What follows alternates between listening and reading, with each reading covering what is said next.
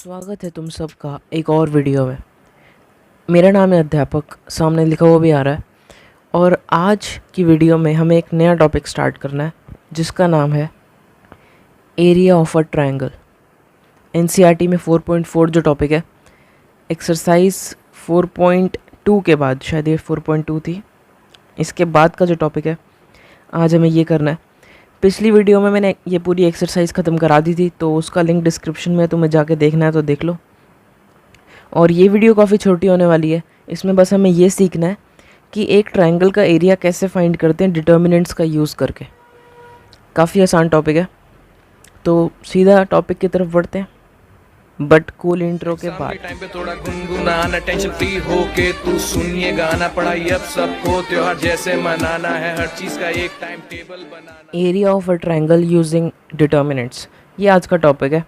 और इस टॉपिक को शुरू करने से पहले मैं तुम लोगों से एक सवाल पूछना चाहूँगा जो कि 10th में तुम लोगों को सिखाया गया था।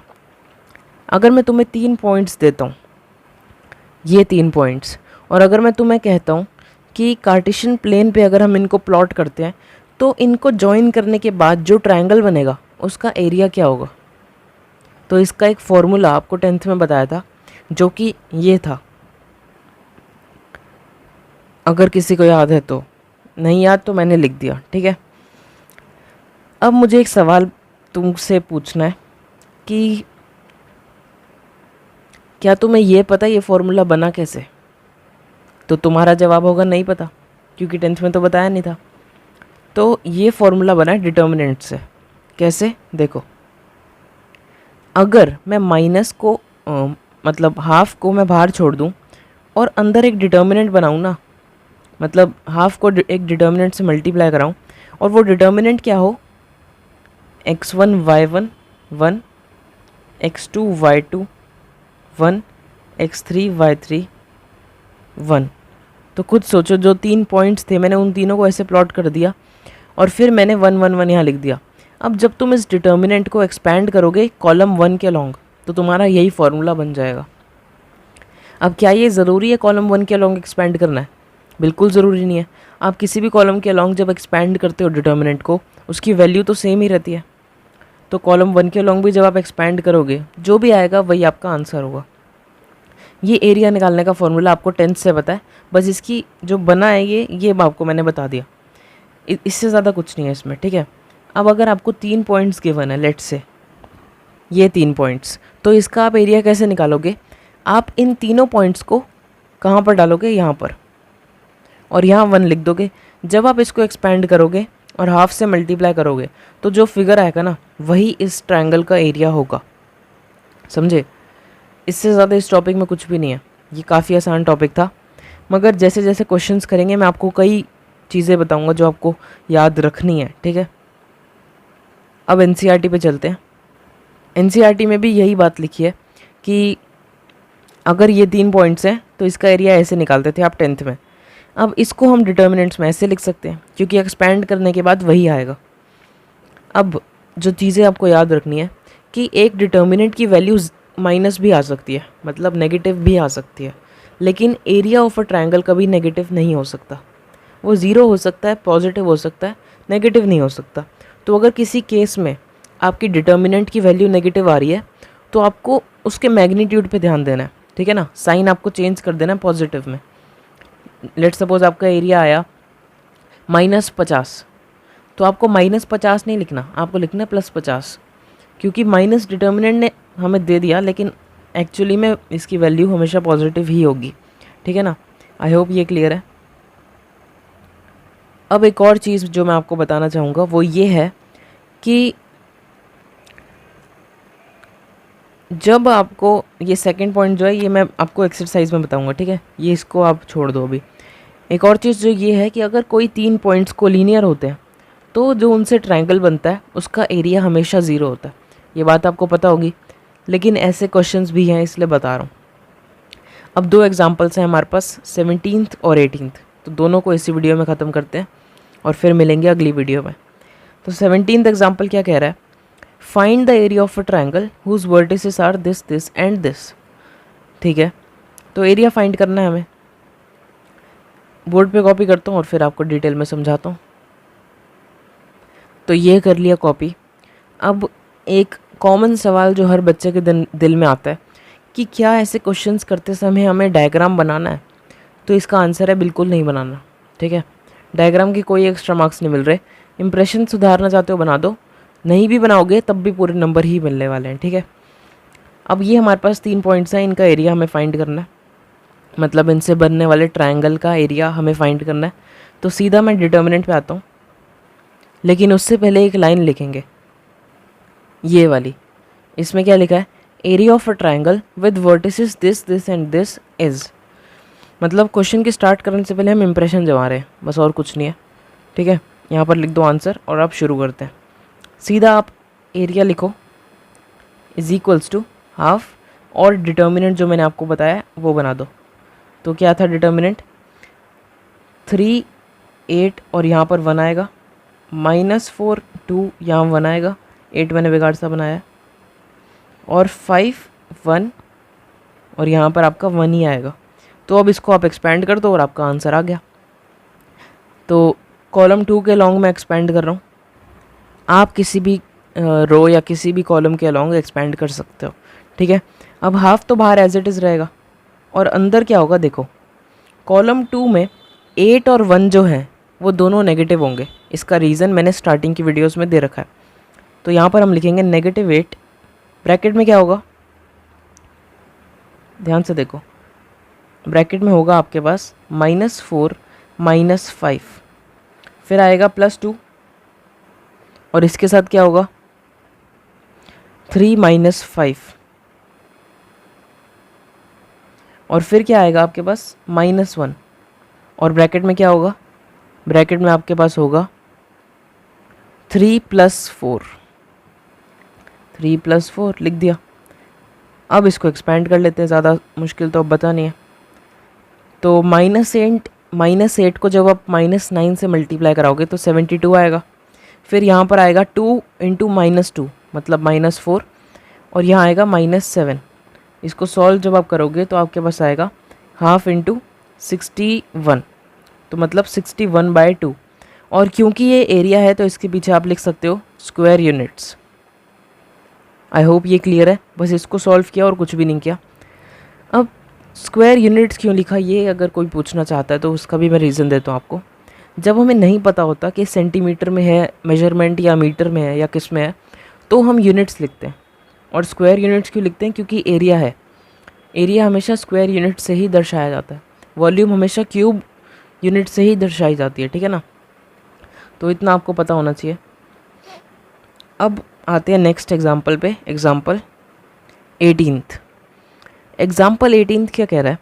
Find the equation of a line joining this and this using determinants and find k if d एक पॉइंट है is a point such that area of a triangle DB मतलब ABD is 3 square units।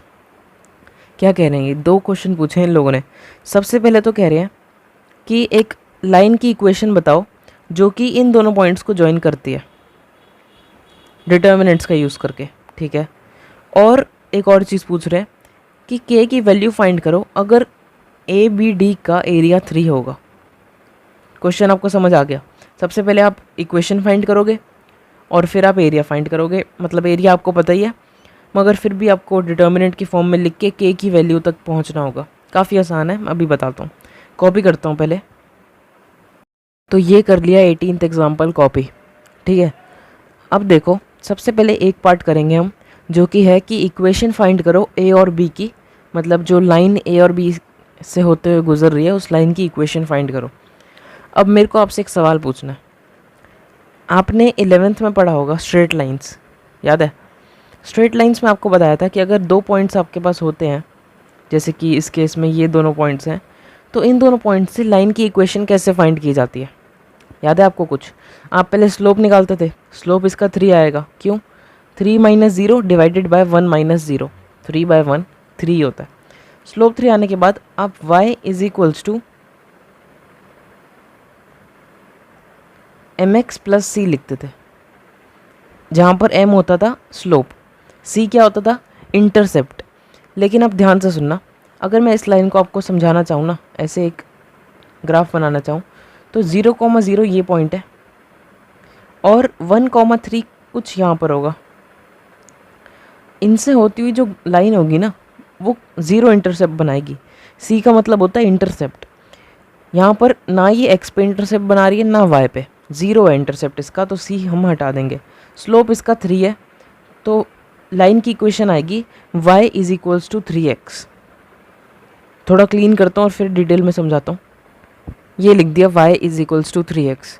ये तो equation आनी चाहिए 11th के concept को use करके, लेकिन डिटर्मिनेंट्स को यूज़ करके कैसे इक्वेशन निकाली जाए, और यही इक्वेशन आनी चाहिए सेम। एक लाइन की 4 इक्वेशन नहीं होती, ठीक है, एक ही इक्वेशन होती है।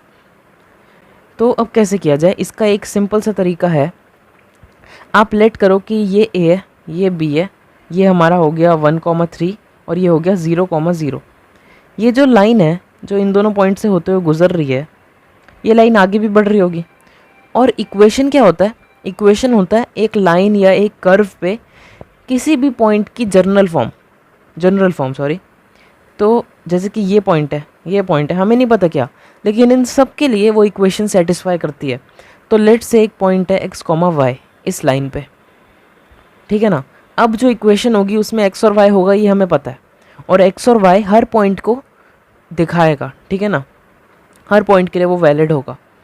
तो अब क्या किया जाए, अब देखो a, b और x y जो है, लेट से ये p पॉइंट है, यहाँ पर आप लिख सकते हो let p be a point on line A B, ठीक है ना।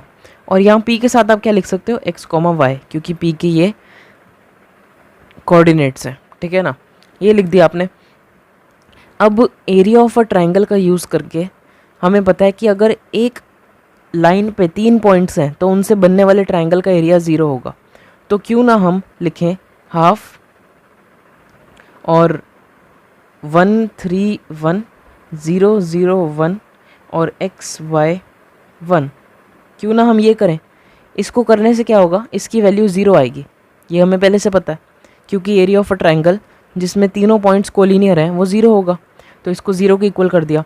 अब इसको एक्सपेंड करते हैं। हाफ को अगर आप राइट साइड भेजोगे तो बचेगा क्या, सिर्फ ये डिटर्मिनेंट, ये भेज दिया मैंने हाफ को राइट साइड, जो कि 2 हो गया, और 0 × 2 0 ही होता है। अब इसको एक्सपेंड करते हैं। एक्सपेंड करेंगे हम कॉलम किसके अलॉन्ग एक्सपेंड करें, अब आप लोग बताओ। रो 2 के अलॉन्ग करें ना, तो रो 2 के अलॉन्ग करते हैं। ये लिख दिया मैंने एक्सपेंडिंग अलॉन्ग रो 2। अब क्या होगा, 0 और 0 तो कुछ नहीं होगा, यहाँ जो 1 है इसकी पोजीशन क्या है 2, 3, मतलब इनको अगर हम ऐड करेंगे तो 5 आएगा, जो कि ऑड होता है। तो इसका मतलब यहाँ पर आएगा -1 ब्रैकेट में क्या आएगा आपके पास 1 × y, y -3x is equals to 0, सही है ना। तो -y + 3x is equals to 0, 3x is equals to y या y is equals to 3x। y को राइट साइड भेज दिया तो ये आ गया और ये आ गया। अब क्या इक्वेशन हमारी वही आई है जो आनी चाहिए थी 11th के फॉर्मूले से, बिल्कुल सेम वही इक्वेशन आई है। देख रहे हो आप, इनने ट्रायंगल के एरिया के कंसेप्ट को कैसे यूज़ करके हमें एक इक्वेशन निकाल के दिखा दी, ठीक है ना। तो ये सारी एप्लीकेशन है एक तरीके से डिटर्मिनेंट की, जो आपको पता होनी चाहिए। एक बार पता लग जाती है फिर ऐसे क्वेश्चंस तो बच्चों वाले हो जाते हैं, ठीक है ना। अब सेकंड पार्ट करते हैं इस क्वेश्चन का। फाइंड के इफ़ ABD का एरिया 3 है, ठीक है। तो क्या करेंगे हम, सबसे पहले ABD को मैं कॉपी करता हूँ। ये कॉपी कर लिया मैंने AB और D को। A हमारा 1,3 है, B हमारा 0,0 है और D हमारा K,0 है। इनसे बनने वाले ट्रायंगल का एरिया 3 है और K की वैल्यू फाइंड करनी है। तो सीधा लिखेंगे area of ABD is equals to half और डिटर्मिनेंट। आई होप ये समझ आया कैसे लिखा। कॉलम 3 में तो 1, 1, 1 ही आना था, फिर यहाँ लिखा मैंने 1, 3, 0, 0 और K 0। अब किसके अलॉन्ग एक्सपेंड करूँ, सबसे पहले क्या करना है आपको, इसकी वैल्यू इक्वल टू 3 लिखनी है। क्यों, क्योंकि हमें एरिया गिवन था। अब यहाँ पर एक चीज़ मैं आपको समझाना चाहता हूँ, जो कि मैंने आपको बोला था कि मैं समझाऊँगा, सेकेंड पॉइंट वाला जो रिमार्क्स थे, तो ये काफ़ी इंपॉर्टेंट है। अब अगर आपने इसको 3 रख दिया ना, तो K की कुछ ना कुछ वैल्यू ज़रूर आ जाएगी, लेकिन वो अधूरी होगी। क्यों, क्योंकि डिटर्मिनेंट की जो वैल्यू है वो नेगेटिव भी हो सकती है। इसलिए हमें क्या करना है, हमें यहाँ पर लिखना है +-3, ताकि हमें 2 वैल्यू मिले k की, या 1 मिले, जो भी होगा वो आगे देखा जाएगा। मगर +-3 आपको लिखना है। जब भी आपको एरिया गिवन है ना ट्रायंगल का और कुछ और चीज़ फाइंड करनी है तो आपको +- करके एरिया लिखना है। एरिया आप ऐसे प्लस नहीं लिख सकते सिर्फ। अब इसको एक्सपेंड करते हैं। मैं इसको रो 2 के अलॉन्ग ही एक्सपेंड कर रहा हूँ, ये लिख दिया। और अब क्या होगा, -1 इसके साथ क्या आएगा, 0 - 3k = +-3। ठीक है, अब इसको 2 को उधर भेजते हैं तो यहाँ आएगा -1 - 3k = +-6 हो जाएगा, क्योंकि 3 × 2 6 होता है। +- को मैंने एज इट इज़ छोड़ दिया। अब 3k = +-6 आ गया, तो k की वैल्यू क्या आएगी, यहाँ से k की 2 वैल्यूज़ आएंगी, एक आएगी 6/3 और एक आएगी -6/3, यानी कि 2 और -2। ये 2 वैल्यूज़ k की आई और यही सही ऑप्शन है। अब आप सोचोगे कि +- अगर किसी को दिक्कत आ रही है कि +- क्यों किया, तो उसका रीज़न देता हूँ। अगर आप +- ना करते तो आपके पास -2 की वैल्यू ना आती। इस बात पे आप एग्री करते हो? अब -2 अगर ना आता तो गलत हो जाता है आपका क्वेश्चन, क्योंकि जो -2, 0 है ना, एक ये पॉइंट है, जो अगर ये D पॉइंट है तो A B D करके अगर आप इन तीनों पॉइंट्स का यूज़ करके भी एरिया निकालोगे, एरिया आपका 3 ही आएगा। इसीलिए आपको माइनस लेना ही था, ठीक है ना। बाकी ये आपकी k की वैल्यूज़ आ गई। एक बार आंसर चेक करते हैं। आंसर बिल्कुल सही है, आप देख सकते हो यहाँ पर नीचे k = -+2 या +-2, कोई फ़र्क नहीं पड़ता उससे। k की वैल्यू इनकी भी आ चुकी है। अब देखो, क्या हमारी इक्वेशन ठीक थी? हाँ जी, इक्वेशन भी ठीक थी। तो इस वीडियो को यहीं ख़त्म करते हैं, क्योंकि कंसेप्ट पूरा समझा दिया, एग्जांपल्स भी जितने थे समझा दिए। नेक्स्ट वीडियो में 4.3 एक्सरसाइज को ख़त्म करेंगे। एक ही वीडियो में हो जाएगी मेरे को जहाँ तक लगता है। लिंक उसका डिस्क्रिप्शन में है। प्लेलिस्ट फॉलो कर रहे हो तो कोई दिक्कत आएगी ही नहीं, क्योंकि प्लेलिस्ट में मैं ऐड करता जाता हूँ। मिलते हैं अगली वीडियो में। पसंद आई है तो लाइक करो, चैनल को सब्सक्राइब करो। Till then, goodbye. My head full of steam. I got lucid dreams. I make movie scenes. It's not new to me. Greed gon' kill, I scream. Ego my enemy. My heat got entropy. It's all just chemistry.